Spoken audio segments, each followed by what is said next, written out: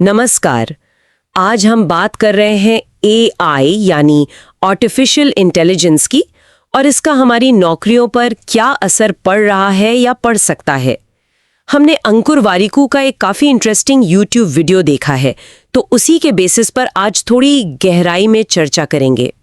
सबसे बड़ा सवाल या कहिए डर यही है कि क्या एआई हमारी नौकरियां छीन लेगा? क्या ये घबराहट जायज है? देखिए, डर लगना तो मतलब स्वाभाविक है। नई टेक्नोलॉजी हमेशा थोड़ी उथल-पुथल मचाती है, पर वारिकू जो पॉइंट उठा रहे हैं वो ये है कि शायद नौकरियां खत्म होने से ज्यादा उनके बदलने का सवाल है। हाँ, उन्होंने हिस्ट्री का उदाहरण दिया ना, जैसे खेती से लोग फैक्ट्रीज में गए, फिर हाथ के काम से कंप्यूटर पर आए। बिल्कुल, हर बार बदलाव आया, काम का तरीका बदला, पर काम खत्म नहीं हुआ। तो वारिकू का मानना है कि एआई भी इसी तरह का एक शिफ्ट है। जो रूटीन काम है, एनालिसिस है, रिसर्च है, वो एआई संभालेगा। तो मतलब बेसिक काम ऑटोमेट हो जाएंगे काफी हद तक।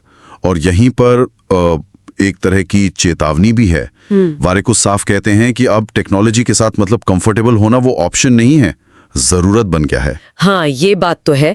जो लोग कतराएंगे या सीखेंगे नहीं, वो शायद पीछे रह जाएंगे। बिल्कुल, ये एक तरह की नई क्या कहते हैं लिटरेसी है, डिजिटल लिटरेसी से भी आगे। वीडियो में एक बड़ा चौंकाने वाला उदाहरण भी था। एक कंटेंट राइटिंग टीम थी 22 लोगों की। हाँ, वो 22 से घटकर सिर्फ 3 लोगों की रह गई। सोचिए, बाकी सारा काम ऑटोमेशन और एआई ने ले लिया। ये तो मतलब बहुत तेज बदलाव है। हाँ, और ये सीधा सीधा दिखाता है कि कंपनियां कैसे सोच रही हैं, कम लागत ज्यादा एफिशिएंसी। हाँ। वारिकू ये भी कहते हैं कि क्वालिटी चेक करने, स्ट्रैटेजी बनाने के लिए तो लोग चाहिए होंगे हमेशा, लेकिन वो जो बड़े स्केल पर बेसिक काम होता था ना, या दोहराव वाला काम, उस पर असर तो दिख रहा है। और ये सिर्फ कॉस्ट की बात नहीं है, स्पीड की भी है। एआई सिस्टम्स के बीच में एक पुल का काम करें, कोऑर्डिनेशन, मैनेजमेंट। और एक मजेदार बात वो ये भी कहते हैं कि शायद बहुत से लोग, खासकर सीनियर लोग, वो खुद एआई यूज नहीं करना चाहेंगे। वो चाहेंगे कि कोई इंसान उनके लिए ये काम करे, भले ही वो इंसान पीछे एआई टूल ही इस्तेमाल कर रहा हो। अरे हाँ, जैसे मतलब मान लीजिए कोई बड़ा सीएक्सओ है, उसे अपना लिंक्डइन प्रोफाइल मैनेज करवाना है, वो किसी फ्रीलांसर या एजेंसी को हायर करेगा, और हो सकता है वो फ्रीलांसर एआई की मदद से ही बढ़िया प्रोफाइल अपडेट कर रहा हो। तो वो इंसान एक तरह का ह्यूमन इंटरफेस बन गया। ये तो काफी इंटरेस्टिंग सोचा है। अच्छा, एक और बात जो मुझे थोड़ी उल्टी लगी, वो ब्लू कॉलर और वाइट कॉलर वाली। वारिकू का कहना है कि फिजिकल लेबर वाले काम, मतलब ब्लू कॉलर जॉब्स, शायद अभी वाइट कॉलर से ज्यादा सेफ है। ये कैसे? हाँ, सुनने में अजीब लगता है ना, पर लॉजिक है इसके पीछे। देखिए, जो काम हाथों से होते हैं, जिनमें फिजिकल स्किल लगता है, फैक्ट्री चलाना, प्लम्बिंग, इलेक्ट्रिशियन का काम, खाना बनाना, इन्हें पूरी तरह से रोबोट्स से करवाना अभी भी बहुत मुश्किल और महंगा है। रोबोट उतने फ्लेक्सिबल और अडेप्टेबल नहीं है। अच्छा। जबकि जो काम नॉलेज पर बेस्ड हैं, लीगल एडवाइस, टैक्स कंसल्टेंसी, यहां तक कि कोडिंग और राइटिंग भी, वहां एआई काफी तेजी से एडवांस हो रहा है और काम संभाल सकता है। तो फिलहाल हाँ, हाथ का हुनर शायद ज्यादा सेफ लग रहा है। कमाल है। तो मतलब जो सोचा था उसका ठीक उल्टा हो रहा है अभी। फिलहाल तो कुछ ऐसा ही ट्रेंड दिख रहा है। हाँ। और पीढ़ियों का क्या?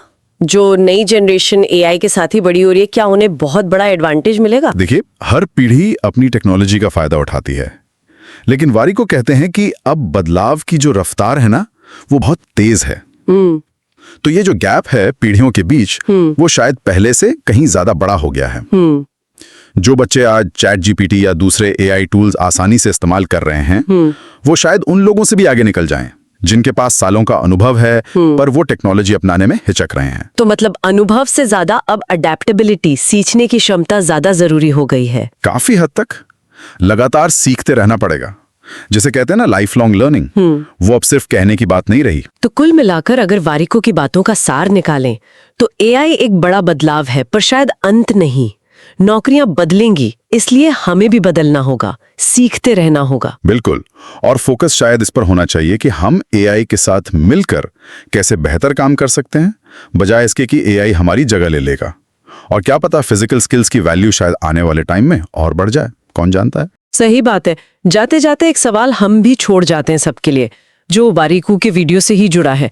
अगर भविष्य में कम्युनिकेशन का मेन तरीका आवाज यानी वॉइस बन जाए, तो क्या लिखने और पढ़ने की स्किल उतनी ही जरूरी रहेगी जितनी आज है? सोचिएगा जरूर।